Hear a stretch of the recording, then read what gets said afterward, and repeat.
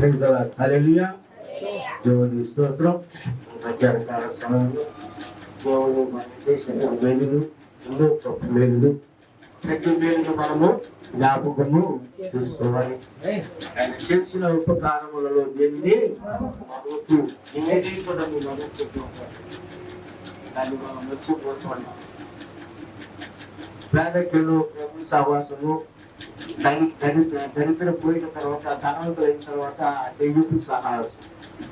క్రైస్తవుల రోజున పేదరికంలోనేమో ప్రభు యొక్క సహవాసం చేస్తారు, ధనం పెరిగిన తర్వాత దెయ్యం యొక్క సహవాసం చేస్తారు. అలాంటి కాలానికి మనం వచ్చేది లవోదిక సంగతి, గుడ్డి కాలం. నేను ధనవంతుడని అనుకుంటున్నావు కానీ నీవు దరిద్రుడు. నేను డబ్బులో కాదు, డబ్బులో దరిద్రుడువా నాకు ఎక్కడ? దేవుని దగ్గర, దేవుని యొక్క పరిచర్యలు, దేవుని యొక్క సేవలో దరిద్రుడు, అనుభవంలో దరిద్రుడు అంటారు. ఇది బుద్ధి కాలం, లవోదిక సంఘ కాలము, బుద్ధి కాలం. చూడండి, ఇందులో ఒకసారి మన శరీరం మీద శాతాన్ని ఎంతో గాయాలు పడతాం. భూమి మీద శరీరం అంటే గుడారము ఏమైపోతే శిథిలమైపోతుంది. తెగుళ్ళు గుడారం మనం అర్థం చేసుకుంది. తెగుళ్ళు గుడారం, ఒక తెగులు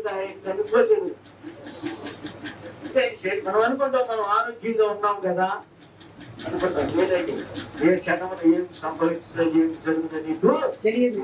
కాబట్టి ప్రియులరా, మనం రోజు క్రైస్తవ విశ్వాసం ఏ కాలంలో ఉన్నారంటే, ఈ కాలంలో పేదరికంలో దేవుడి, దరిద్రంలో దేవుడి, ధనవంతులు అయిన తర్వాత ఇస్కరియోతు ఎవరిని ఆశ్రయించాడు చెప్పండి?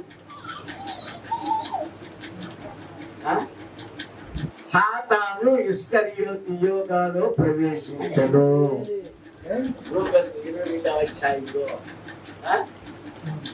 మిగిలిన 11 మంది ఎందుకు ప్రవేశించలా? ఇస్కరియోతు సంచి నిండిపోయింది. గుర్తుపెట్టుకోండి, సంచి. ఏ సంచి? డబ్బు సంచి, ధనం సంచి. 38 ధాన్యాలతో నిండిపోయిందండి బాబు. ఎప్పుడైతే ఆ సంచి ఆ టార్గెట్ అయిపోయిందో, ఏం పోయిందో తెలుసా? దేనికి పోలేదు? సేవ. ఇంతేనా? సంచి నిండింది, సేవము పోయింది. సంచి నిండే వరకు మానవుడు ఎంతో తాపత్రయపడిపోతాడు, ఎంతో భూమి మీద టెన్షన్ పడిపోతాడు, ఎంతో లోభీతనం, ఎంతో పరిస్థితి. గమనించుకో మాట మీకు ఖచ్చితంగా ఎందుకు చెప్తున్నానంటే, దశమ భాగములు ఎక్కకపోతే శాపానికి వస్తాయి. ఇశ్రాయేలు ఎక్కడ కోల్పోయారో తెలుసా? సత్యకాలంలో చాలా సార్లు చదివించారు. అననీయ సభ్యులు ఎక్కడ కోల్పోయారో తెలుసా? కానీ ఇక్కడ కోల్పోయాడో తెలుసా? జీవితంలో మన శ్రేష్టమైన మేలును కోల్పోవటానికి, ఆశీర్వాదాలు కోల్పోవటానికి మొట్టమొదటి పెట్టేది అబ్రహాము. మొదటిది ఏది పొందుకున్నాడు? తన మందులో జంజం తను తీసుకొచ్చి వధించి చేసి చక్కగా ఆతిథ్యించే ఎడుతూ ఏం చేశాడంటే అబ్రహాం అప్పుడు మళ్ళా అబ్రహాం యుద్ధానికి వెళ్ళి యుద్ధంలో జయించి వచ్చిన తర్వాత 5 రాజులు జయించాడు.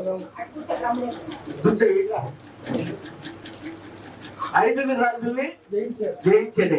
జయించి ఎవరికి ఇచ్చాడు? షాలేము రాజు. ఎవరు షాలేము రాజు? ఎవరైతే బెల్కిషెదర్ కదా. బెల్కిషెదర్ ఎవరు? బెల్కిషెదర్ ఎవరు చెప్పండి. యేసుక్రీస్తునా? షాలేము రాజు యేసుక్రీస్తునా? ఉన్నవాడు అనువాడు ఎలోహిం. ఎలోహిం అల్ఫాయు మేఘయు, 7 నక్షత్రముల చేత పట్టుకునేవాడు, సర్వ సృష్టికర్త, సర్వాధికారి, సర్వంతర్యామి, షారోను వనములోని పుష్పము, పరమగీతాలు ఉంది. షారోనులో వనములోని పుష్పము, ఇవన్నీ కూడా మరి జయశాలి. జయశాలి జయశాలి ఎవరు? జయశాలి ఎవరు?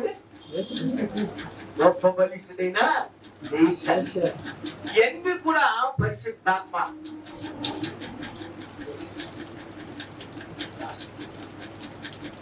ఇవన్నీ టోటల్ గా ఇవన్నీ కూడా ప్రభువుకు ఉన్నటువంటి బిరుదులు.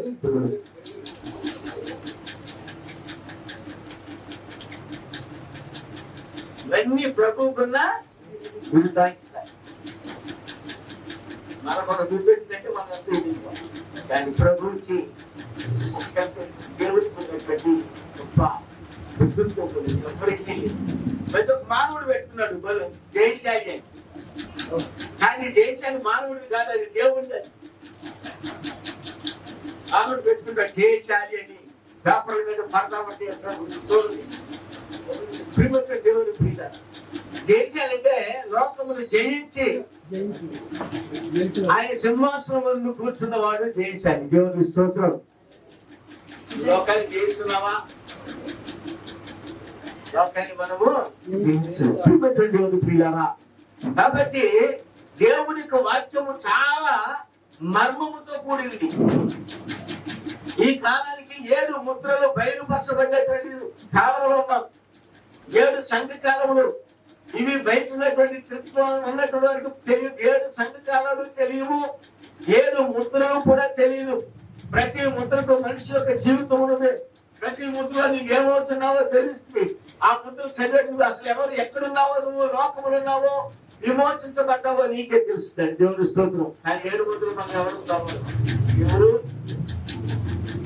అర్థం కాదు. దానికి ప్రత్యక్షత బయలుపాటు కావాలి. 7 సంఘ కాలానికి ఒక బయలుపాటు ఉండాలి. ప్రతి దానికి దేవునికి వాక్యం ఈ రోజున క్రైస్తవులు చాలా మంది నామకార్థ స్థితిలో దేవునికి వాక్యం విడిచిపెట్టి ధనము మీద ధనాపేక్షతో సేవ పరిచర్య సేవ సేవ అంటున్నావు. నిజంగా నీవు సేవకుడు అయితే అపోస్తలులు చేసినటువంటి పరిచర్యలు దేవుని కొరకు దేవుని ఇచ్చేటువంటి దాన్ని బట్టి నీ జీవితాన్ని జీవించు. కానీ లోకంలో నీకు పిలుపు లేకపోయినా నువ్వు సేవ ఎలా చేస్తావు? దేవుని యొక్క ప్రత్యక్షత పేతురు అన్నాడు, పేతురు ఈ బండ మీద నా ప్రత్యక్షతను కట్టుకోను. ఈ బండ మీద ఈ ప్రత్యక్షత పేతురు అంటున్నాడు. అయ్యా లోకమందరూ కూడా ఏమనుకుంటున్నారు? యేసుక్రీస్తు అనుకున్నా అడిగినప్పుడు పేతురు, అయ్యా నీవు దేవుని పంపటి దేవుని కుమారు సజీవులు అయినటువంటి క్రీస్తు అని నేను నమ్ముతున్నాను. ఈ మర్మము నీకు గమనించండి. ఈ యొక్క శరీర మాంసములు రక్త మాంసములు నీకు బయలుపరచలేదు, కానీ ఎవరు బయలుపరిచారు? పరలోకమందు నా తండ్రి నీకు బయలుపరిచాడు. దేవుని స్తోత్రం. దేవునికి మర్మములు రక్త మాంసాలు బయలుపరచుకున్నాయి, శరీరం బయలుపరచుకున్నాయి. శరీరానికి తెలియదండి. శరీరం అందుకే రోమాలు కూడా శరీర సంబంధులు శరీరమును బట్టి ఆలోచిస్తారు అంటాడు. ఆత్మ సంబంధులు ఆత్మను బట్టి ఆలోచిస్తారని చెప్తాడు. దేవుని ప్రియులారా, మనం జయశాలి యొక్క సంచారంలో కాబట్టి సమాధిలో పోర్చబడిన ఎంత గొప్పవాడు అయినా సరే చదువుతాం. మత్తయి సువార్త 28:6 ఆయన ఇక్కడ లేడు, తాను చెప్పినట్టే ఆయన లేచి ఉన్నాడు. రండి, ప్రభు పండుకున్న స్థలము చూసి ఆ త్వరగా వెళ్ళి ఆయన మృతుల్లో నుండి లేచి ఉన్నారని ఆయన శిష్యులకు తెలియచేయడు. దేవుని స్తోత్రం. ఈ రోజు క్రైస్తవులు ఏం చూస్తున్నామంటే ఆయన లేనటువంటి ఖాళీ సమాధినే చూస్తున్నాం. ఇప్పుడు చూస్తున్నామండి ఆయన అంత లేడు. ఆయన సజీవుడు అయిపోయాడు. ఆయన చనిపోయి పాతి పెట్టబడి సిలువ వేయబడి పాతి పెట్టబడి తిరిగి లేచి 3వ దినానికి లేచినటువంటి ఆ ఖాళీ సమాధిని చూస్తున్నాడు. చూసి మేము ప్రభు చూసేవాళ్ళం. ఇదే యొక్క క్రైస్తవ జీవితం అనుకుంటున్నాం, ఇదే ప్రార్థన జీవితం, ఇదే అనుకుంటున్నాం. కాదండి, అసలు జీవితం ఏదో తెలీదా? ఆయన సజీవుడై తిరిగి లేచాడు. ఆయన ఖాళీ సమాధిలో మీరు ఎలా ఎత్తుకుతున్నారు? ఆయన వచ్చి ఖాళీ సమాధిగా సమాధిలోకి ఎవరున్నారంటే ఎవరు లేరు. కానీ దేవునికి దోత చెప్తుంది ఆయన ఇక్కడ లేడు, లేచి వెళ్ళిపోయాడు. దేవుడిస్తుంది ఈ రోజున అనేక మంది ఖాళీ సమాధిని. నీవెంత ధనవంతుడైనా, ఎంత గొప్పవాడు అయినా, లేక దరిద్రుడు అయినా, పేదరికంలో ఉన్నా, ఏ స్థితిలో ఉన్నా, నీవు చనిపోయి పాతి పెట్టబడి తిరిగి లేవవలసిందే. దేవుని స్తోత్రం.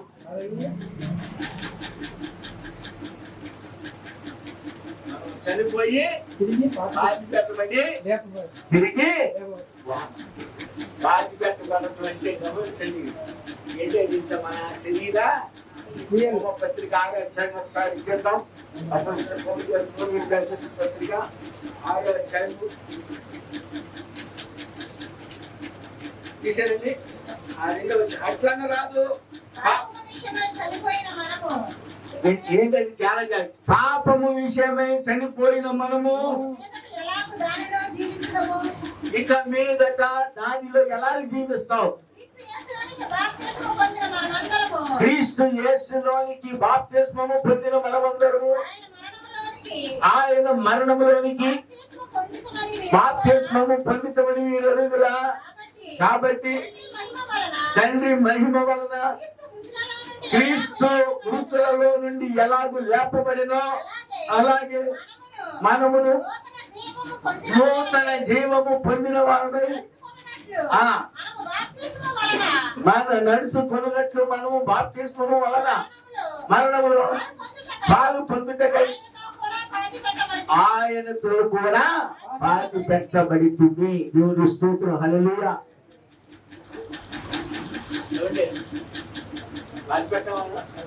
ఎక్కడ ఎక్కడండి నామకాంతి జీవితమా? నీవు క్రీస్తుతో బాప్తిస్మం పొందినప్పుడు క్రీస్తు ఎలా చనిపోయి పాతి పెట్టబడి తిరిగి లేచాడో నీవు కూడా ఆ రక్షణ అనేటువంటి పొందుకున్నప్పుడు, ఆ బాప్తిస్మం పొందుకున్నప్పుడు చనిపోయి పాతి పెట్టబడి తిరిగి లేచి అంటే నీ క్రియలు, లోక సంబంధమైన క్రియలు సమస్తము పాతి పెట్టబడి సమాధి చేయబడింది. దేవునిస్తుంది దగ్గర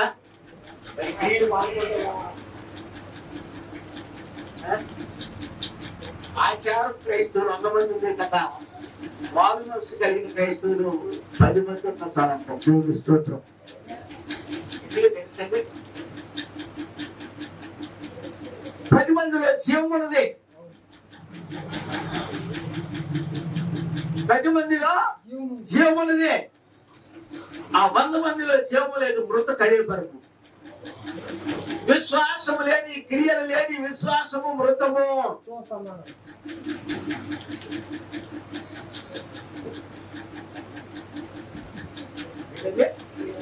క్రియలు లేని విశ్వాసము మృతం అంటే చనిపోయినట్లు లెక్కే.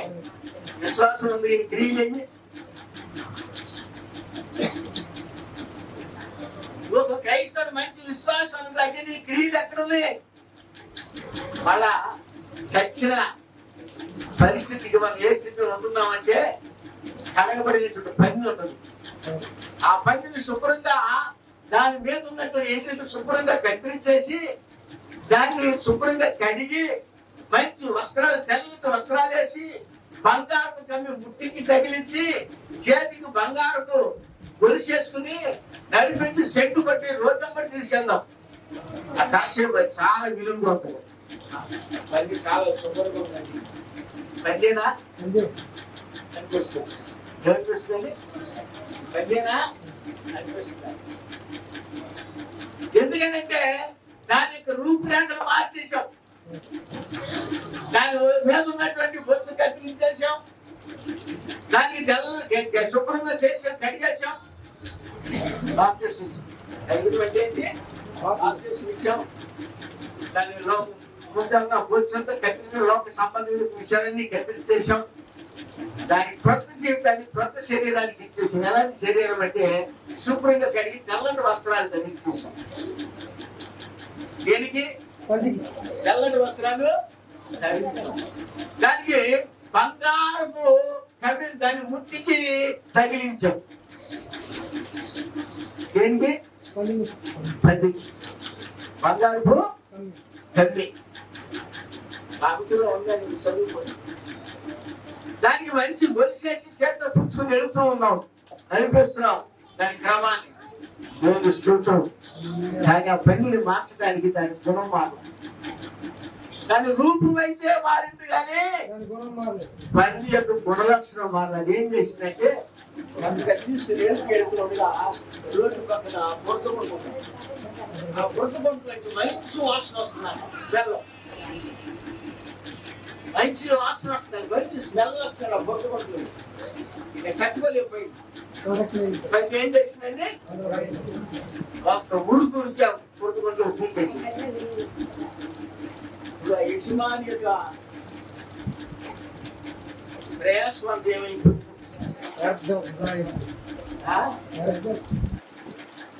ఆ యజమాని ప్రయాసము ఏమైపోయింది? చేతులుగా చెప్తారా? పేతులు బయటకు చెప్తారు. రెండో పేతులు బయటగా మూడో జాతి చెప్తారు. అంతేనండి. ఈ రోజున క్రైస్తవులు ఎలా ఉన్నాము అంటే ఆ కొద్ది కాలం వరకే, ఆ బాప్తిసం తీసుకున్న కొద్ది కాలం వరకే వారు రూపురేఖలు మార్చి వారి పరిస్థితి మార్చిన తర్వాత క్రమముగా లోక సంబంధులు లోక కార్యాలతో మనము వెళ్ళిపోతాం. మళ్ళా అక్కడ చింతని పాత చింతని. కారణం ఏంటంటే నీవు దేవుని చిత్తంలో నీ జీవము దేవుడితో అక్కడ దాచబట్టి లేదు. ఎఫెసీ పత్రికలో చెప్తాడు, మనమంట యేసుక్రీస్తు దేవుని యొక్క జీవములో మనం దాచబడి ఉన్నామంటాడు. ఆయన జీవము నీలో ఉన్నదైతే నువ్వు శ్రేష్ఠముగానే పరిశుద్ధముగానే వాక్య ప్రకారమే దేవుని కొరకు మరణించిన చనిపోయినా దేనికైనా సరే సమాధికి వెళ్ళినా సరే దేవుని కొరకు జీవిస్తావు. దేవుని స్తోత్రం. బ్రతుకుట క్రీస్తే చావు అయితే మేలే.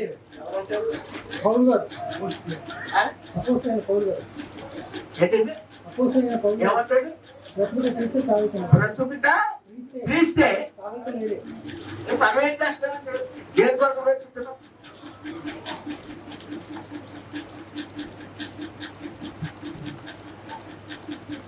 నీవు చనిపోయిన తర్వాత పాతి పెట్టబడిన తర్వాత నీ పేరు ప్రఖ్యాతులు రావు.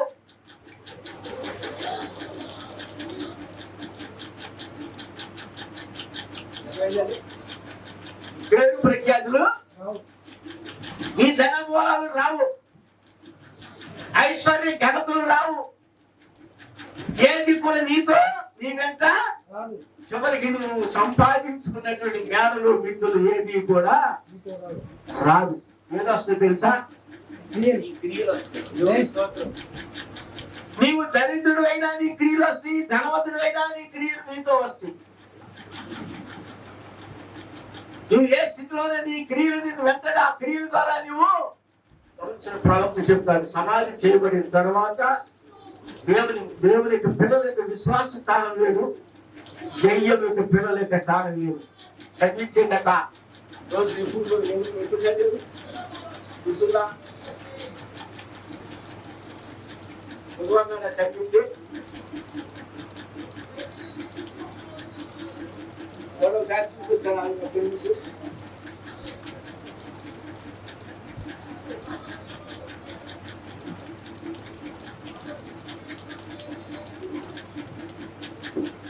దెయ్యం యొక్క సరిగా మత్తులైన జీవులు ప్రాంతము క్రింద దెయ్యపు శక్తుల ప్రాంతం ఉన్నది. దాని క్రింద దానికి పైగా అనీతి మంతుల ఆత్మ ఉండాలి. అనీతి మంతులు అంటే అవినీతి నీతి లేని వారు. చాలా మంది నీతి లేని కార్యాలు చేస్తూ ఉంటారు కదా. విశ్వాస నీతి లేని వారు. దానికి ఎక్కడ పాతాళం. చూడండి, సాతాను ప్రదేశం ఉంది, పాతాళం అది. తరువాత సరిగ్గా మనకు పైగా పరిశుద్ధాత్ముడు ఉన్నాడు. తరువాత బలిపీఠం కింద నీతిమంతుల ఆత్మలు ఉన్నవి. వారు అంటున్నారు, నాదా ఎందాకేమో ఇంకా ఉసుకోనాదా, మాకు ఎప్పుడు విడుదలిస్తావు? ఎవరంటే బలిపీఠం కింద ఉన్న పరిశుద్ధులు, 5వ మంతులు ఉంటారు. వాళ్ళు దేవుని స్తోత్రం. వాళ్ళెవరు ఏంటి? పాతని బంధన పరిశుద్ధులు. ఎవరు? పాతని బంధన పరిశుద్ధులు. వాళ్ళ స్థలం ఎక్కడుంది? పరదేశం. ఒక ప్రత్యేకమైన స్థలం వారికి ఉన్నది. ఎవరికి? దేవునితో పిల్లలకి, వాక్యంతో ఉన్నట్టు వారికి, వాక్యంతో చనిపోయి పాతి పెట్టబడి తిరిగి లేచి వారి తిరిగి దేవుని చిత్తము బట్టి నడుచుకున్నట్టు వారికి పరదేశంలో స్థలంలో ఉంటుంది.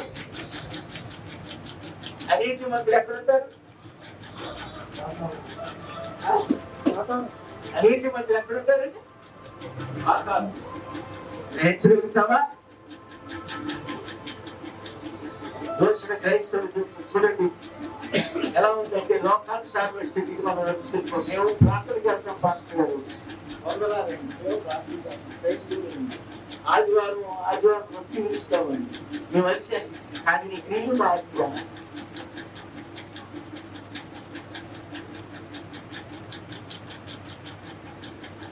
క్రియలు మార్పుగా విశ్వాసం గొప్పగా. మీ యొక్క క్రైస్తవ జీవితం ఎలా ఉన్నది? ఒక్కసారి మీ కుటుంబంలో ఎలా కట్టుకుంటున్నావు? నీలో ఉన్న లోక సంగతులు చచ్చిపోయినా బ్రతికియా? లోకాశలు చనిపోయినా బ్రతికియా? వాటిని ఒకసారి పరిశీలన చూస్తుంది. ఎందుకంటే మన క్రియలు ఎలా ఉంది అంటే, గమనించినట్లయితే ప్రియులారా, ఐగుప్తు వాశాలన్నీ విడచి రంగుగా యేసుని వెంబడించి, ఐగుప్తు వాశాలన్నీ విడచి రంగుగా యేసుని వెంబడించి, ఘోర ఉపద్రవము మారి ఈ దేవుని పాడైపోయిన పాపాన్ని, పాపాన్ని మనం మాట్లాడతామా? కోరం ఏం చేశాడు? తిరుగుబాటు చేశాడు. కోరం ఏం చేశాడంటే తిరుగుబాటు చేశాడు. కోరహుకున్న ఆశలన్నీ వచ్చేసినాయి. ఐగుప్తు ఆశలన్నీ మళ్ళీ మొదటేమో ఆశలను విడిచిపెట్టుకున్నాం, వదులుకున్నాం. రంగుగా యేసుని వెంబడించాం, రంగుగా యేసుని ధరించుకున్నాం, రంగుగా మన పరిస్థితి అంతా బాగుంది. కానీ జీవితం మాత్రము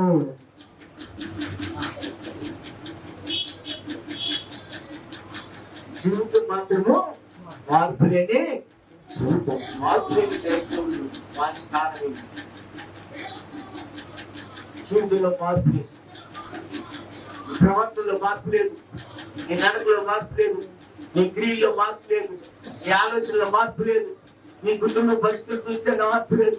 నీదంతా కూడా ఎట్లంటే మరి యోధాకున్నటువంటి ఆలోచన కలిగి ఉన్నాం. ధనాపేక్ష సమస్య కీడులకు మనం స్తోత్రం. ఏ ధనం మీద మనం కట్టబడుతున్నామో, ఏ ధనం కొరకు మనం జీవిస్తున్నామో తిరిగి అది ఒకనొక ధనాన్ని మనకి కీడుని తీసుకొస్తాం. ఏం తీసుకొస్తాయంటే కీడు. ఆ ధనమే ధనం కొరకు తండ్రిని చంపిన పిల్లలు ఉన్నారు, ధనం కొరకు ఆస్తి కొరకు తల్లిని చంపినటువంటి పిల్లలు ఉన్నారు, ఆస్తి కొరకు హత్యలు చేసినటువంటి వారు ఉన్నారు. గమనించండి, ఆస్తి లేక ధనం కొరకు పాపాలు చేసినటువంటి శరీర కార్యాలు ఉన్నాయి, లోకాశల కొరకు ఉన్నటువంటి అనేక కార్యాలు. ఇవన్నీ కూడా దేనికి? క్రైస్తవులు చేసేటువంటి క్రియలు, వారి ఆలోచనలు. ఏ కీడులు? ఎన్ని కీడులు చెప్పడు. ఎవరు చెప్తున్నారు? ఏం చెప్పారు కాదు. ఎవరు చెప్తున్నారు?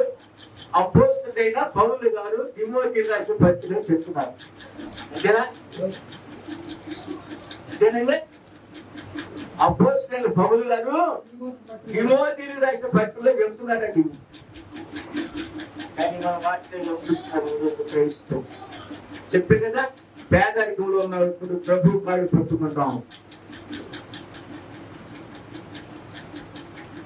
పేదరికంలో ఉన్నప్పుడు ప్రభు కాళ్ళు పట్టుకుంటాం, ఒక వ్యాధిలో ఉన్నప్పుడు ప్రభు కాళ్ళు పట్టుకుంటాం, ఒక సమస్యలో ఉన్నప్పుడు ప్రభు కాళ్ళు పట్టుకుంటాం, ఒక మరి పరిస్థితుల చుట్టూ మరి అనేక మంది శత్రుత్వం ఉన్నప్పుడు వాళ్ళు కాళ్ళు పట్టుకుని ప్రభు కాళ్ళు అన్ని ఎక్కడెక్కడి దేవుడిని పరిశీలించి సమాధానం కలుగు చేసిన తర్వాత నువ్వు ఎవరు సహవాసం చేస్తావు తెలుసా? మళ్ళా దెయ్యం యొక్క సహవాసం చేస్తావు.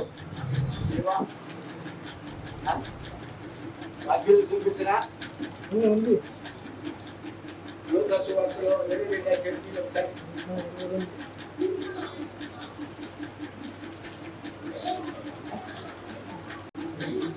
3 అంతగా 12 మంది శిష్యులు సంఖ్యలో చేరిన ఇస్కరియోతు అనబడిన యూదాలో సాతాను ప్రవేశించెను. కనుక వాడు వెళ్ళి ఆయనను వారికి ఎలా అప్పగింపవచ్చునో దానిని గూర్చి ప్రధాన యాజకులతోనూ అధిపతులతోనూ మాట్లాడెను.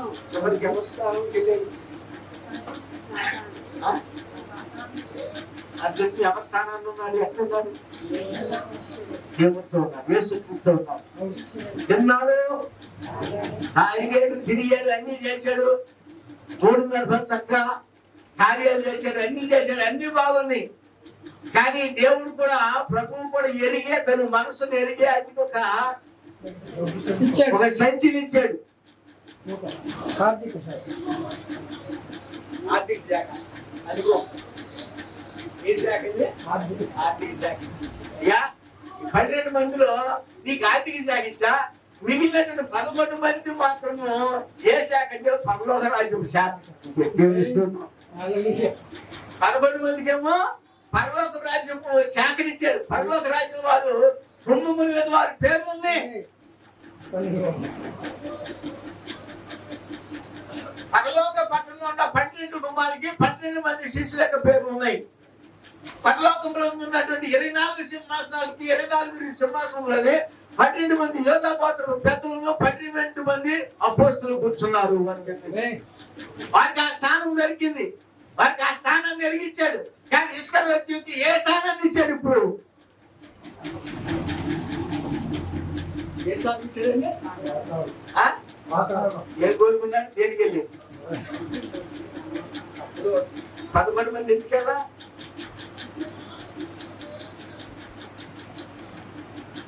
క్రైస్తవులు ఏ స్థితిలో ఉన్నామంటే దేవుణ్ణి విడిచిపెట్టేసి లోకముని వెంబడించేటువంటి కార్యానికి వచ్చేస్తున్నాం. కడగబడినటువంటి పంది ఏ స్థితి దిగజారుతుందో ఈ రోజున విశ్వాస జీవితం కూడా. అందుకే పేతురు గారు చెప్తున్నాడు, పేతురు గారి ఉపమానము. కాబట్టి ప్రియులారా, ప్రతి మనిషి మనం చనిపోతే మనం సమాధి చేయబడతాం. నీ క్రియలు నీ వెంట వస్తాయి. దేవుని స్తోత్రం. నీ క్రియలు నీ వెంటే. క్రియలు మంచి అయితే నీ మంచి స్థానం ఉండదు. ఇదిగో ప్రతి వారి క్రియలు బట్టి ప్రతి వారికి ప్రతిఫలం జీతం ఇచ్చుటకు నా యొద్ద ఉన్నది.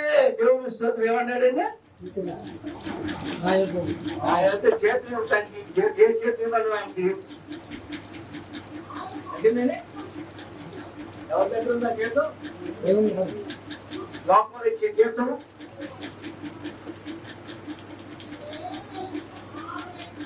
లోకములో ఉన్న జీతం ఏమవుతుంది? ఇప్పుడు లోకము దాని సంగతులన్నీ కూడా పట్టుకుపోతాయి. దేవుని చిత్తము నెరవేర్చు వాడు నిరంతరము దేవుని స్తోత్రం. పరలోకములు ఈ 11 మంది అక్కడ పనులు 12 స్థానానికి వెళ్ళిపోయారు. వారితో పట్టుకున్నారు. యోగా ఎందుకు పొందుకుపోయాడు? ఇప్పుడు కార్యం యోగ ఆత్మ పని చేస్తుంది సంఘాల్లోనూ జీవితాల్లో. ఒక వారు చెప్పుకున్నాం, కయ్యూను హేబేలు చూసినప్పుడు కయ్యూను దేవునికి సంబంధి కాదు, హేబేలు దేవుని సంబంధి. కయ్యూనులో అసూయంగా, ఈర్ష్యంగా, ద్వేషం ఉంది, కక్ష, ఇవన్నీ కొన్ని. కయ్యూనులో హేబేలులో ప్రేమ ఒకటే ఉన్నది. కాబట్టి హేబేలు యొక్క ప్రార్థన దేవుడు ఆలకించాడు. దేవుడి కార్యాలు చేస్తుంటే దేవుడు హేబేలుకి కయ్యూనికి అసూయ వచ్చేసింది, దర్శనం వచ్చేసింది. నేను ప్రార్థన చేస్తున్నా, ప్రార్థన అవుతుంది. నా తమ్ముడు ప్రార్థన అవుతుంది కాబట్టి నా తమ్ముడు ముద్దు ఏం చేయాలి? అడ్డు కయ్యూని ఎవరి సంబంధి? దుష్టుని సంబంధి అన్నాడు. కానీ పుట్టడం ఆదాము కుటుంబంలో పుట్టాడు. అవ్వ యొక్క గర్భంలోంచి వచ్చాడు. కయ్యూని అయిపోయాడు. కానీ కయ్యూను దుష్టుని సంబంధం ఉందా బైబిల్లో? ఉందండి. ఒకవేళ చెప్పాను చెప్పాను చూద్దాం, చూపిద్దాం.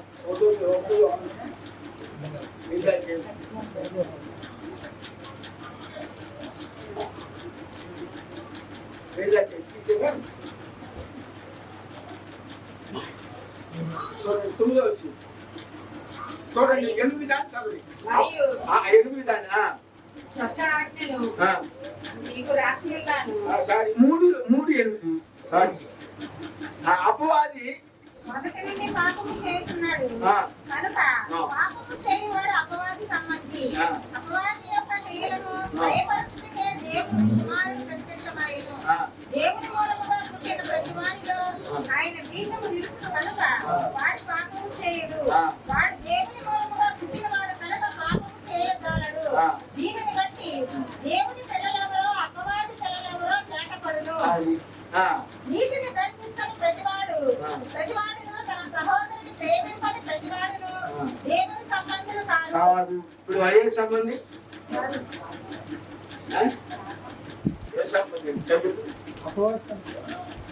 సంబంధి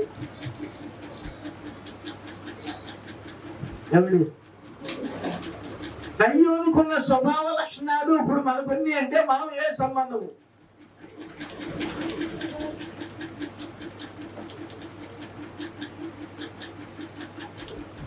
నీళ్ళు ఏముండో తెలుసా?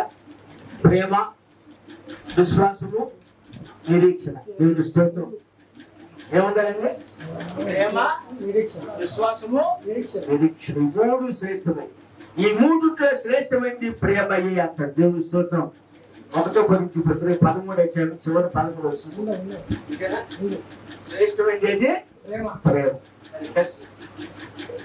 అసూయ ఎన్ని? ఇప్పుడు నువ్వు సమాధి చేయబడిన తర్వాత నీ స్థానం ఇప్పుడు ఎక్కడ ఉంటుంది? కయ్యూని స్థానం ఎక్కడ? నీ స్థానం ఎక్కడ? అపవాది పిల్లల యొక్క స్థానం ఎక్కడ? దేవుని పిల్లల స్థానం ఎక్కడ?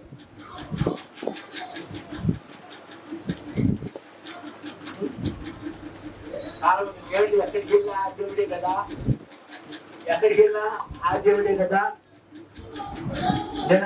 ఏమంటాడు? ఎక్కడికి వెళ్ళినా ఆ దేవుడే కదా. దేవుడు స్థానం ఏంటో వారికి అర్థం కాదు. బైబిల్ గ్రంథంలో దేవుడు అనే పదము లేదు.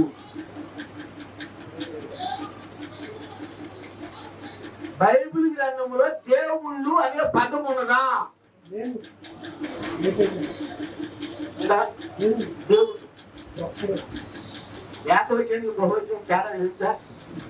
ఏకవచనం అంటే బహువచనం అంటే మరి ఎందుకంటే దేవుడిని ముగ్గురు చూపించుకున్నాం బహువచనం.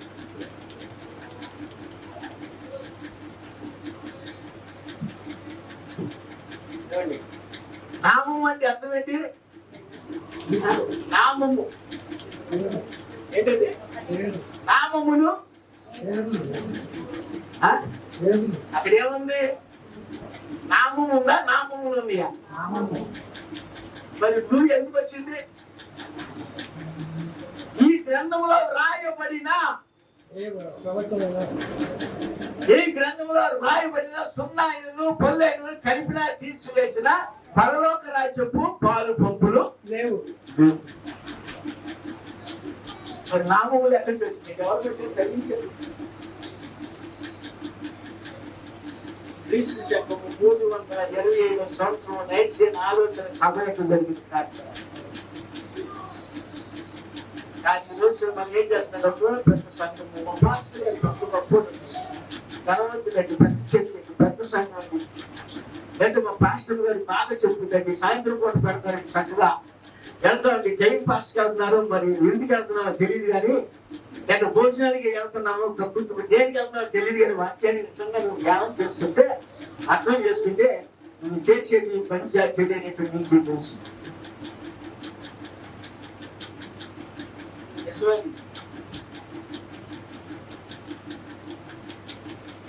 త్రిత్వం అనే పదం బైబిల్లో లేదు.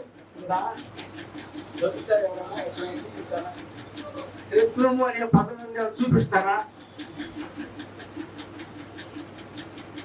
ఉందండి? అట్లా ఉందా? చదివేలా? నేను అధ్యాయులు ఏ పుస్తకాలు నేను చదివాను బైబిల్లో? మరి ఎందుకు వస్తుంది?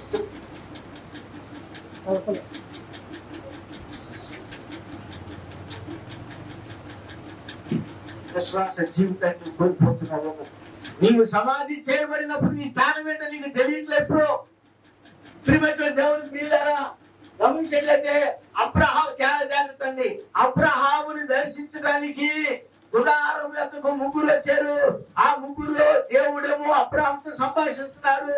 మిగిలినటువంటి దోతులేమో సొదొమ పక్కన వెళ్ళారు. దేవుని స్తోత్రం. అక్కడ ఏమన్నాడు అబ్రహాము?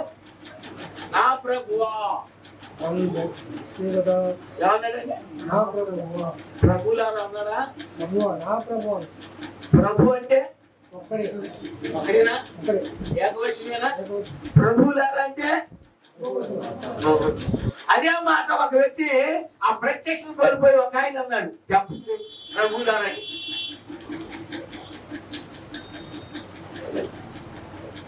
చెప్తారా? ఎవరు? లోతు దగ్గరికి దేవునికి దోతలు వెళ్ళినప్పుడు అక్కడ నా ప్రభువులారా లోతు అన్నాడు. అబ్రహాము నా ప్రభువా. అబ్రహాము ఎలోహిం అని కనుక్కున్నాడు. ఎలోహిం ఆది సంబుద్ధుడు, స్వయంభూతుడు.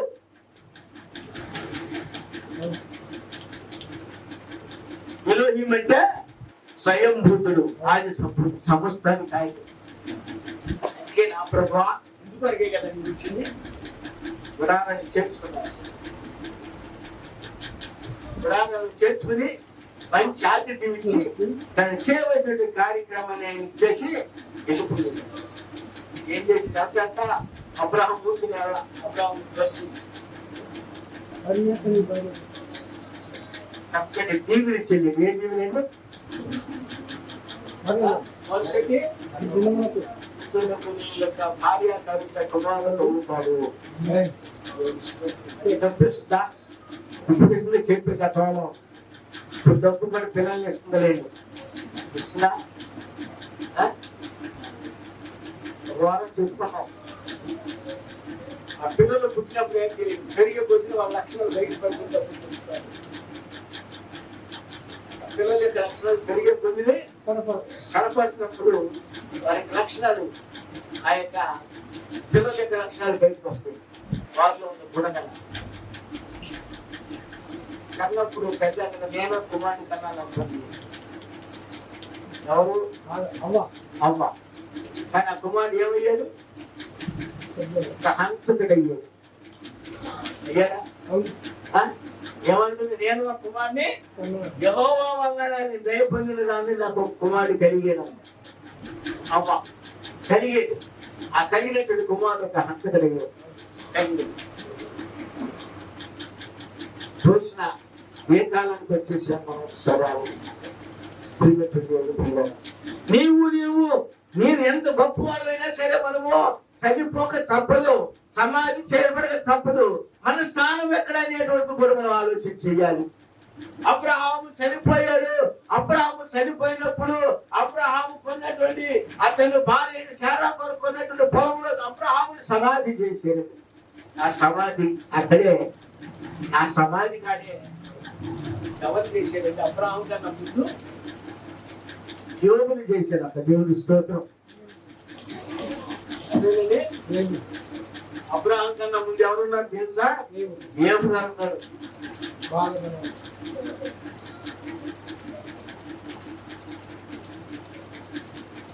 ఏబు అంటున్నాడు గమనించండి. అబ్రహాముని తీసుకెళ్లి ఆ సమాధి దగ్గర చేసినప్పుడు అబ్రహాం ఎందుకంటే ఐగుప్తులో నుండి పునరుత్థానం లేదు.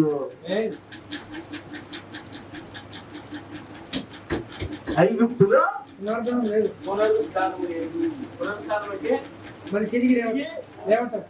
అందుకే ఏసేపడ్డదయ్యా దాని పిల్లలకి, నేను చనిపోతే ఆ ఎముకల్ని ఐగుప్తు నుండి తీసుకెళ్లి కణాలను పాతిపెట్టాం. దేవుని స్తోత్రం. ఎందుకంటే పునరుద్ధానం లేదు అక్కడ. ఐగుప్త లేదు, పాత పెట్టమని ఐగుప్తులో లేదు.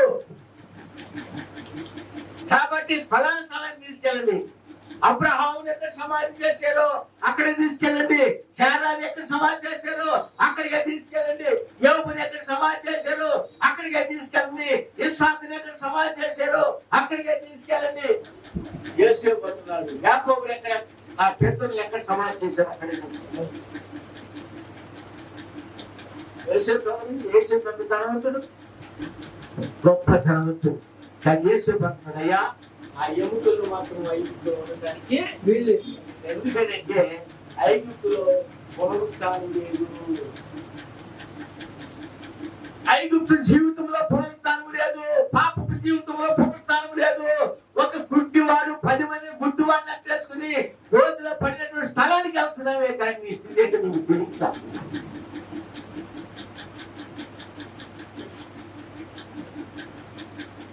ఒకసారి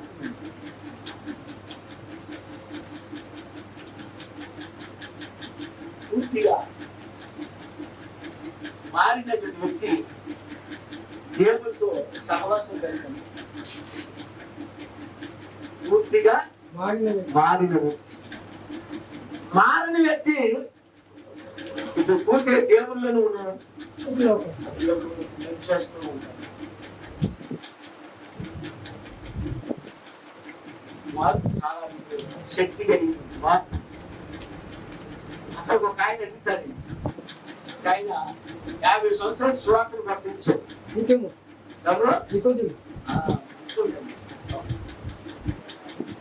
ధర్మశాస్త్రాన్ని బోధించేది 50 సంవత్సరాలు. నికోదేము, ఆ నికోదేము దగ్గరికి ఒకనొక దినాన్ని యేసుక్రీస్తు అక్కడికి వెళ్ళాడు. ఆ నికోదేము చెట్టున్నాడు, అయ్యా క్రొత్త జన్మ అంటే ఏంటి?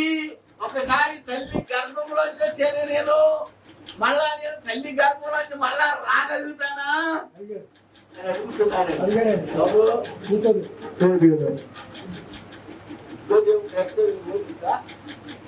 ధర్మశాస్త్రం బోధించరా? 50 సంవత్సరాలు, 1 సంవత్సరం కాదు, 2 సంవత్సరాలు కాదు, 50 సంవత్సరాలు బోధించింది. దానికి ఉపయోగం ఈ నికోదేము ఒకానొక దినాన్ని యేసుక్రీస్తు దగ్గరికి వెళ్ళి అడుగుతున్నాడు, అయ్యా నువ్వు కొత్తగా జన్మించితేనే తప్ప దేవుని రాజ్యంలో ప్రవేశింపలేమని చెప్తున్నావు. ఒకడు జన్మించే తల్లి గర్భంలో వచ్చిన తర్వాత మరొకసారి ఎలా జన్మిస్తాను ప్రభువా? నీకు మూలంగా ఆత్మ అని అడుగుతున్నాడు. అడిగేదా? చెప్తున్నారు ఈ విషయాలు కూడా తెలియదు. నీకు ఒక ఆత్మ మూలంగా జన్మిస్తే తప్ప మరొక రాజ్యంలో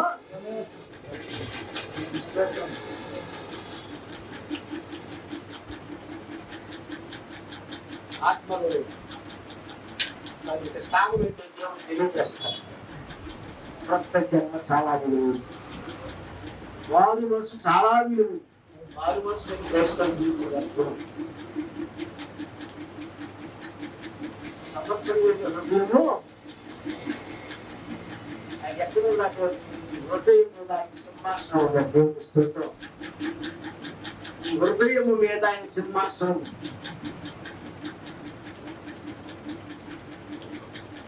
సాతాన్ని సింహాసనం వేసావా? దేవుని సింహాసనం వేసేవాడు. ఇస్కరియోతు సాతానికి సింహాసనం వేశాడు.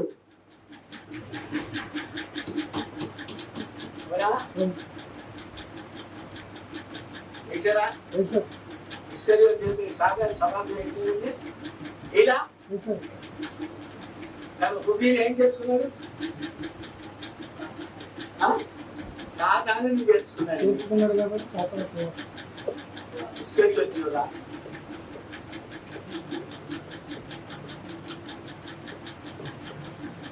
గొప్పవాడు 11 మంది శిష్యులు కన్నా గొప్పవాడు. దేనిలో గొప్పవాడు అయితే ధనములో గొప్పవాడు.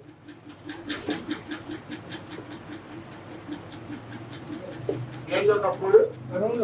ధనములో గొప్పవాడు, ఆర్థికంలో గొప్ప, తెలివి జాతుల్లో గొప్పవాడు, పేరు ప్రఖ్యాతుల్లో గొప్పవాడు. పేరు ప్రఖ్యాతులు ఎవరు గొప్పవాడు? అరణ్య కైపాని పెద్ద ప్రధాన యాజకుల దగ్గరికి వెళ్ళి సంభాషణ చేసి వాళ్ళతో కూర్చొని మాట్లాడి బేరవాడు. వాళ్ళ ఆ కాలంలో ప్రధాన యాజకులు గొప్పవాడి దగ్గరికి వెళ్ళి మాట్లాడితే గొప్పవాడే కదండి. ఆయన గొప్పవాడి దగ్గరికి వెళ్ళి మాట్లాడచ్చు. ప్రధాన యాజకులు ప్రధాన యాజకులు కదా, వాళ్ళ దగ్గరికి వెళ్ళి మాట్లాడొచ్చాడు. అంత గొప్పవాడు. ఆయన మనం తక్కువ చూడకూడదు.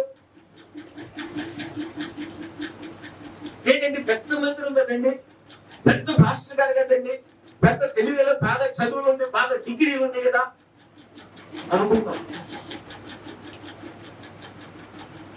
దేవునికి డిగ్రీలతో సంబంధం లేదు. దేవునికి చదువుతూ నీ యొక్క అతి తెలివితేటతో నీలోక తెలివితేటతో సంబంధం లేదు. దేవునికి నీ యొక్క ధనంతో సంబంధం లేదు. దేవునికి కావాల్సింది ఏది కావాలంటే నీ హృదయ సమర్పణ. దేవుని స్తోత్రం. ఏది కావాలండి? హృదయ సమర్పణ. దేహంలో దేవుని స్థానం, లోకానికి స్థానం, లోకంలో ఉన్న ప్రతి కూడా తెలుసుకోవాలి. కాబట్టి ప్రియమైన దేవుని ప్రియులారా, మనము ఎవరితో సమాధి చేయబడ్డామంటే క్రీస్తుతో కూడా మనము సమాధి చేయబడ్డాం. కాబట్టి క్రీస్తు ఏ విధంగా అయితే తిరిగి లేపబడ్డాడు, నీవు కూడా అదే విధంగా తిరిగి లేపబడతావు. దేవుని స్తోత్రం.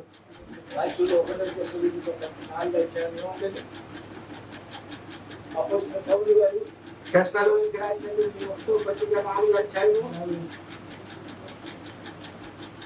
సహోదరులారా, నిరీక్షలేని ఇతరుల వలె మీరు దుఃఖపడి నిమిత్తము నిద్రిస్తున్న వారిని గూర్చి మీకు తెలియకుండా మాకు ఇష్టం లేదు. యేసు మృతి పొంది తిరిగి లేచినని మనము నమ్మిన యెడల అదే ప్రకారం యేసునందు నిద్రించిన వారిని దేవుడు ఆయనతో కూడా వెంటబెట్టుకొని వచ్చును. ఏం చెప్తారు పౌలు గారు? పౌలు గారు ఏం చెప్తున్నారు? యేసుతో నువ్వు నిద్రించినట్లయితే తిరిగి ఆయన నేను అక్కడ పెట్టుకుని వస్తాడు. దేవుని స్తోత్రం. ఎందుకంటే నీకు పునరుత్థానం ఉన్నది. నీకు పునరుత్థానంలో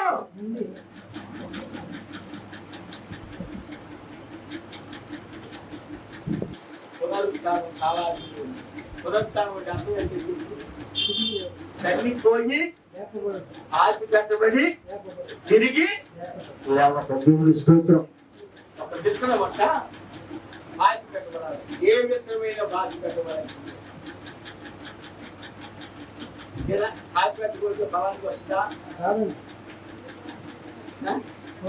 ఏ విత్తనమైనా బాధ పెట్టబడవలసిందే. అది బాధ పెట్టబడి తిరిగి వ్యవసాయం గొప్ప కొట్టాలి, మురుగు వస్తాయి, కుళ్ళు గొప్ప కొట్టాలి. ఆ విత్తనము కుళ్ళు గొప్ప కొట్టి దానిలోంచి శ్రేష్టమైనటువంటి ఒక్క మొక్క బయటకు వస్తుంది.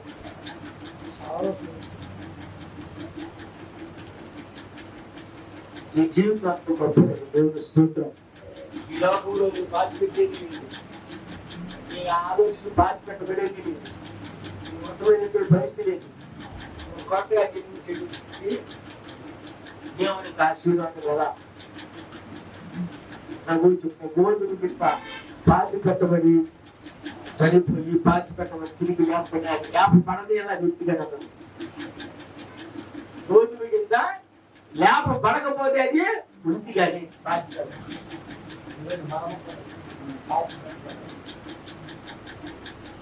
అబ్రాహాము యొక్క సంతానం విన్నాము. అబ్రాహాము యొక్క సమాధి, అబ్రాహాం తర్వాత ఇస్సాకును తీసుకెళ్లారు. ఇస్సాకు యొక్క సమాధి తర్వాత యాకోబు తీసుకెళ్లారు. యాకోబు యొక్క సమాధి. యోసేపు అంటున్నాడు, నన్ను మాత్రం అక్కడికే తీసుకెళ్ళండి, అంటే ఐగుప్తులో మాత్రం నేను చనిపోయిన సరే నా సరే.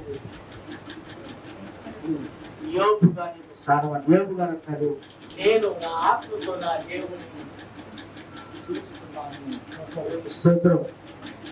ఏం చూస్తున్నాడంట? ఆత్మతో.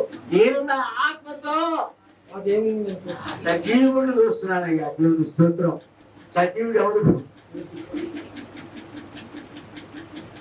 సజీవుడు ఎవరు? ఏమిటో వేసుకుంటే అంటే మరణము లేనివాడు జయించువాడు. ఇదిగో మృతుడనై తిరిగాలి యుగములకు యుగ సజీవుడు. యుగములకు సజీవుడనై ఉన్నాడు. సజీవుడనై ఉన్నాడు. దేవుని స్తోత్రం.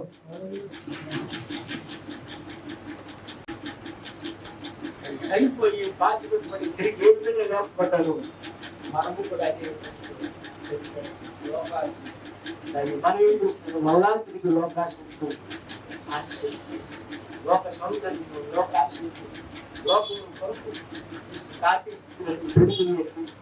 రాత్రి చెప్తే మనకి ఇల్లు కొనాలంటే ఇన్స్టాల్మెంట్ ఇల్లు కొనడానికి ఇన్స్టాల్మెంట్ కొనడం దాని వెనక దేవునికి హస్తం ఉంది, దేవునికి సహాయం ఉంది కాబట్టి పడగలిగావు. కానీ నీవు దేవుని అది పడిన తర్వాత నీవు గర్వించి కాలు ఎగరేసేవంటే అది కూడా ఏమవుతావు? ఇప్పుడు నువ్వు ఆ ఇన్స్టాల్మెంట్లు కట్టలేవు, కట్టిన ఎగిరిపోతే అది నీకు రెండు లేదు. ఒక కారు కొన్నావు ఇన్స్టాల్మెంట్ మీద,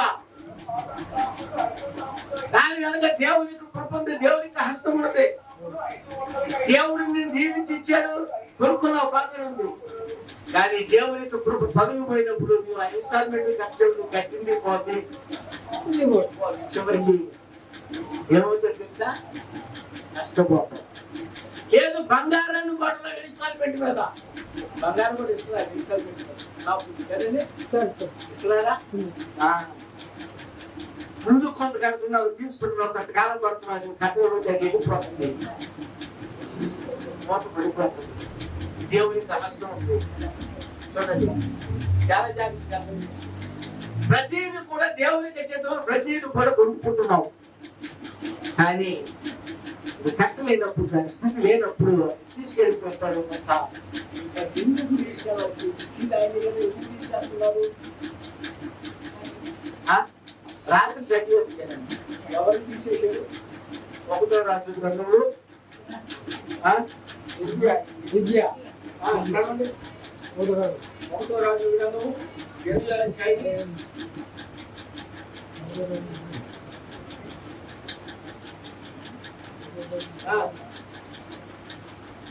సారీ 2వ రాజు 20వ అధ్యాయం. ఎక్కడ నుంచి చెప్పనా? 10 అందుకు హిజ్కియా ఇట్లనెను, ఏడపది మెట్లు ముందరించి నడుచురా. ఐదోది అది కాదు. దాని ముందు అవుతుంది వస్తువు సామాగ్రి మొత్తం చూడండి. అక్కడ యెహోవా ఇలాగూ సెలవిస్తున్నాడు. విన్నది 17వ వచనం. వచ్చు దినములలో ఏమీ వదలకుండా నీ నగరనందున్న సమస్తమును నేటి వరకు నీ పితరుని సమకూర్చి దాచిపెట్టినంతయును బబులోను పట్టణములకు ఎత్తుకొని పోబడునని యెహోవా సెలవిచ్చుచున్నాడు. మరియు నీ గర్భమందు పుట్టిన నీ పుత్ర సంతును బబులోను రాజు నగరనందు నపుంసకులుగా చేయుటకై వారు తీసుకొని పోవుదురు. చివరికి ఏమవుతామంట? ఏమండి? చివరికి దేవుడికి సెలవు లేకపోతే పడినప్పుడు నేను ఇల్లు కొన్నాను, నేను పాలు కొన్నాను, నేను బైక్ కొన్నాను, నాకు బంగారం ఉంది, అది అవునా? ఏం చేస్తాం? ఏం చేస్తామంటే ఎరుగుతామా? అకేంటి నేను ధనవంతుని అనుకుంటున్నావు, కానీ పరిస్థితులు మారుతుంది అని పరిస్థితులకు తెలియదు. దేవుడు మళ్ళా నీకు ఏదైతే ఇచ్చాడో ప్రతిదీ కూడా దేవుడు తీసివేయగలడు. ఇప్పుడు దేవుని యొక్క నుండి అంత ధనవంతుడు సరే ఇసుకే గొప్ప రాసు అండి. ఇసుకే గొప్ప రాసు అండి. రాసుల చరిత్రలే పూసి పట్టేసి ఆఫ్టర్ మనం ఎంత చూడండి. రాజు కిరీటములో ఉన్న ఒక వస్త్రం ఖరీదు కూడా చేయదు. ఈ గాలి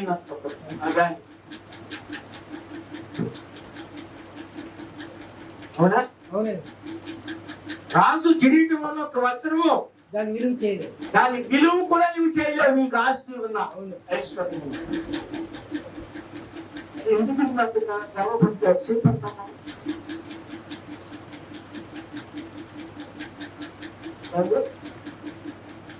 ఎందుకంటే ఆ లోపల ఒకడు ఉన్నాడు కదా, ఇస్కరియోతు యూదాను ఎవరు ప్రవేశించాడు? అపవాది. ఆ రెండు ఎవరు ప్రవేశించాడండి? అపవాది. అపవాది ఎప్పుడైతే మనలో ప్రవేశించాడో మనకి అతిశయం. అతిశయం ఎక్కడికి తీసుకెళ్తుందండి? ఈ లబ్ధ నుండి తీవ్రమైన తర్వాత నీ పరిస్థితి మొదటి స్థితి కన్నా మరొక స్థితి వారం. దేవుని స్తోత్రం. ఎంతమంది భయం కలిగి ఉంటున్నారు? ఎంతమంది మారు మనసు కలిగి జీవిస్తున్నారు? ఏ విధానంలో మనం ఉంటున్నాం? లోకం యొక్క ప్రోకం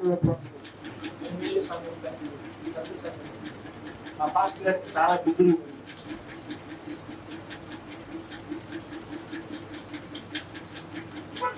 పాస్టర్ గారు చాలా ఒకటి శుచిమెత్తనైనటువంటి ప్రసంగాలు చేస్తారు. ఎవరికి నొచ్చుకొని మా పాస్టర్ గారు చక్కగా అంతా చాలా చర్య వేయండి. మా పాస్టర్ గారే వేయండి, మా సంఘమే వేయండి, వీళ్ళే స్థలమే వేయండి. కానీ ఎక్కడికి వెళ్తుందో నువ్వు తెలియదు. ఎక్కడికి వెళ్తున్నావు నీకు తెలియదు. ఎక్కడికి వెళ్తున్నావు? ఎక్కడికి వెళ్తావు? నడిపిస్తుంది పాతాళం.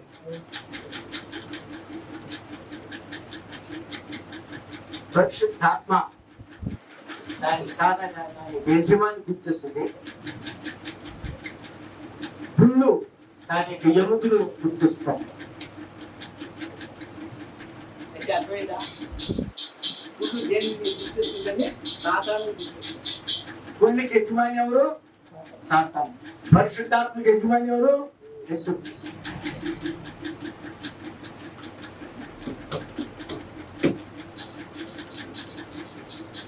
వారి స్థానాన్ని తెలుసు. అలాగే నీ స్థానం ఏంటో కూడా నీకు తెలుసు. ప్రభు కొరకు మనం సమాధిలోకి వెళ్ళిన సరే దేవుని కొరకు స్తోత్రం.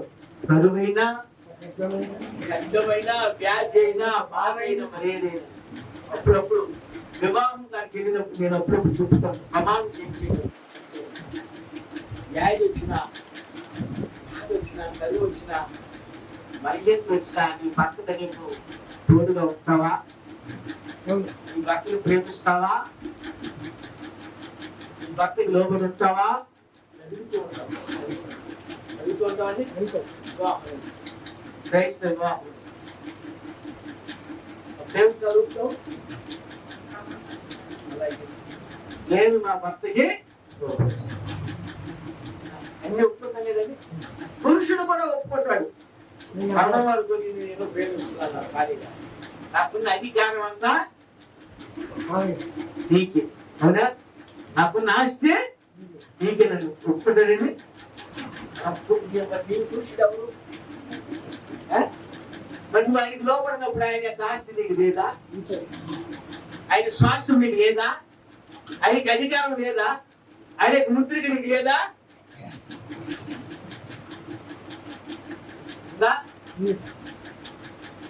భర్తకున్న అధికారం భార్యకు లేదా? భర్తకున్నటువంటి రాశి ముద్రిక భార్య ముద్రించరా?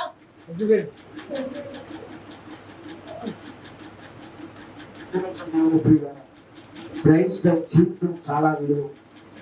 కానీ లోకాశలతో మనము లోకం కొరకు పేదరికంలో మన ప్రభు గట్టిగా పట్టుకుని పేదరికం తిరిగిన తర్వాత ఆర్థిక స్థితి మారేటప్పటికి దెయ్యాలు కాలిపోతుంది. దెయ్యంతో సహవాసం చేస్తారు. దెయ్యము దాని స్థానానికి తీస్తారు. దెయ్యము దీంట్లో ఇవ్వరా? చదువుతారా? చదువు మాకు మరి ఏం చదువుతుంది ఊకే తెచ్చి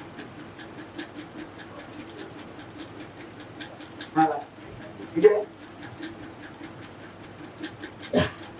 సరిగ్గా మచ్చలైన జీవులు ఉండు ప్రాంతము క్రింద దయ్యపు శక్తులు ప్రాంతమున్నది. దాని క్రింద దానికి పైగా అనీతిమంతుల ఆత్మలుంటాయి. దాని క్రింద సాతాను ప్రదేశం ఉన్నది, పాతాళము. తరువాత సరిగ్గా మనకు పైగా పరిశుద్ధాత్ముడు ఉన్నాడు. తరువాత బలిపీఠము క్రింద నీతిమంతుల ఆత్మలున్నవి. ఇక తరువాత ఉన్నది దేవుడే స్వయంగా. ఒకరి క్రిందికి దిగుపోచున్నారు, మరొకరు పైకి వెళ్ళుచున్నారు.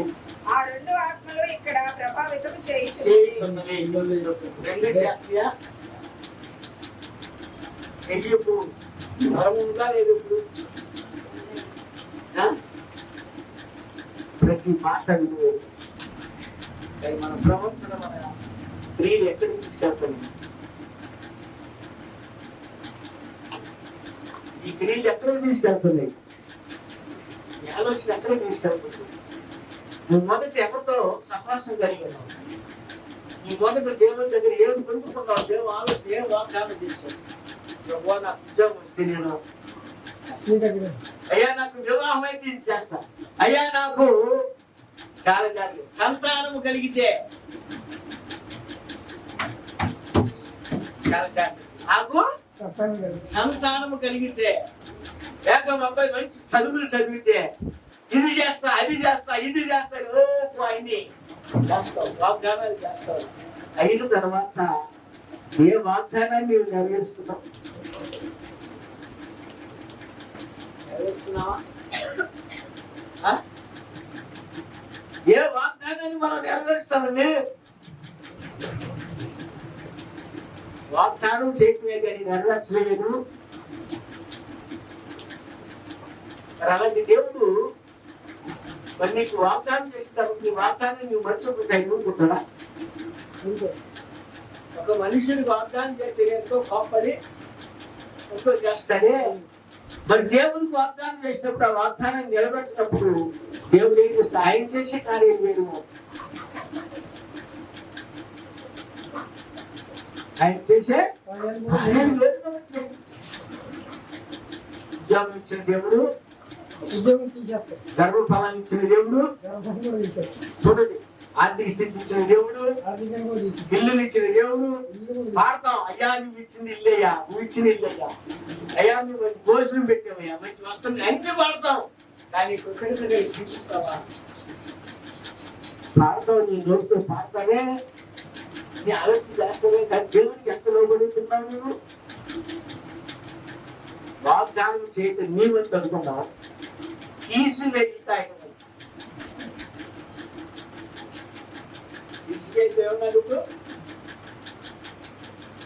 యెహోవా ఇలాగు సెలవిస్తున్నాడు, హిజ్కియా రాబో దినములలో నీకున్నదంతయో తీసివేయబడుతుంది. చివరికి నీ సంతతో ఏమవుతారు? నపుంసకులు. హిజ్కియా సంతానం ఒక ఎద్దు మీరు నపుంసకులు చేయాలని ఏం చేస్తారు? పల్లెటూరులో ఉన్నటువంటి ఆ ఎత్తులో ఉన్నటువంటి క్షేమాన్ని, ఆ పురుష పరిస్థితిని తీసివేయడానికి ఏం చేస్తారు? పరిస్థితి ఒక కార్యం జరుగుతుంది. ఎద్దుగానే అవునా? ఎద్దైనా గేదైనా, ఎద్దైనా తొలపోతే కానీ ఒక కార్యం జరుగుతుంది. ఏం చేస్తారు?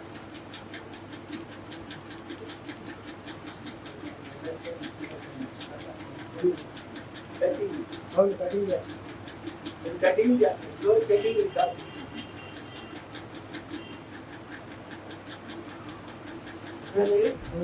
ఆ నరాల్ని నలగొడతారు. చూసారండి, నరాల్ని నలగొడతారు. ఇప్పుడు ఇన్ఫెక్షన్లు వచ్చింది, కాలం మారి కొన్ని పరిస్థితులు మారుతాం. ఈ సంతానం తెలుగు ఈ శ్రేష్ఠుడు సంకరం తీసుకునే సంకరమే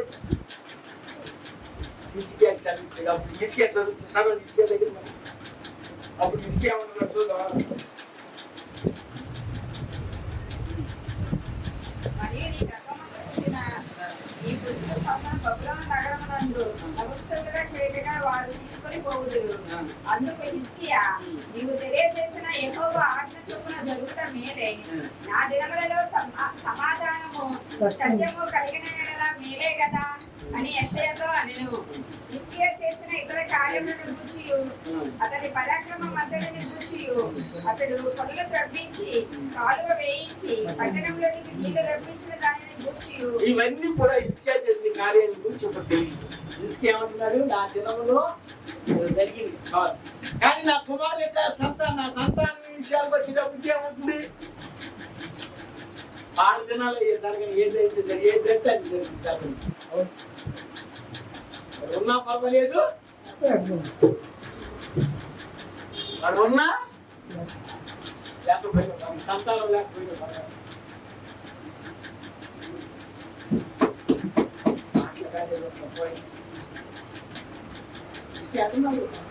ఆ దినంలో సమాధానం ఉంది. నేను పోయిన తర్వాత నా యొక్క పిల్లలకి సంతానము లేకపోయినా పర్వాలేదు. వాళ్ళ దినాల్లో కష్టపడే సరే వాళ్ళ గురించి నా బట్టి విశ్వాస జీవితం చాలా విలువైన దేవునితో క్రీస్తులను సమాధి చేయడం. క్రీస్తుతో నువ్వు సమాధి చేయబడ్డావు, క్రీస్తుతో నీవు లేకపోతావు, క్రీస్తుతో నీ కోరిక ఆలోచన సంబంధమైన ఆలోచనలు చనిపోయింది. నీలో ఏముంది అంటే నూతన జీవము. దేవుని స్తోత్రం. ఏముందండి? నూతన జీవం. నూతన జీవం అంటే కొత్త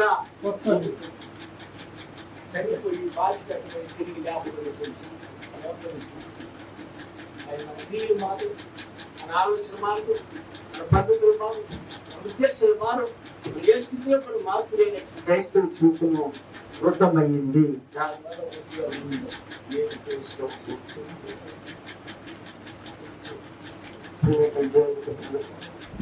క్రీస్తుతో సమాప్తి చేయట్లయితే క్రీస్తు కొరకు కార్యాలు క్రీస్తు కొరకు జీవిస్తాయి, ప్రభు కొరకు జీవిస్తాయి.